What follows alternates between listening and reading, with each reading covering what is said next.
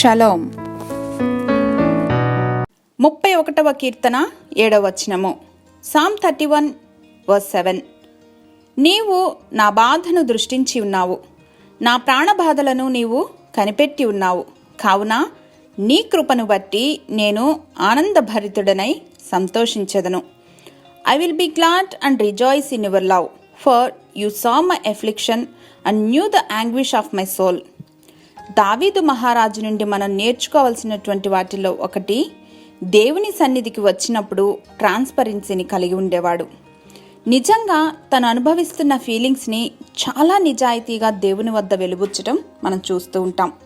పై వచనంలో తన బాధలను దేవుడు దృష్టిస్తున్నారనే నిశ్చయతను కలిగి ఉన్నాడు. అలానే దేవుని కృపాబాహుళ్యంను కూడా సంపూర్ణంగా ఎరిగి ఉన్నాడు. కాబట్టి ఈరోజు మనం ఎలాంటి బాధల గుండా వెళ్తున్నా కూడా దేవుడు వాటిని అర్థం చేసుకోగలరని నమ్మబద్ధులం. ఆయన మన బాధలలో సహానుభవం లేనివారు కాదు అని లేఖనాలు జ్ఞాపకం చేస్తూ ఉన్నాయి. ఒక తండ్రి తన కుమారుల ఎడల జాలిపడునట్లు యెహోవా తన యందు భయభక్తులు గలవారి ఎడల జాలిపడునని మరో కీర్తనలో దావీదు గారు జ్ఞాపకం చేస్తున్నారు.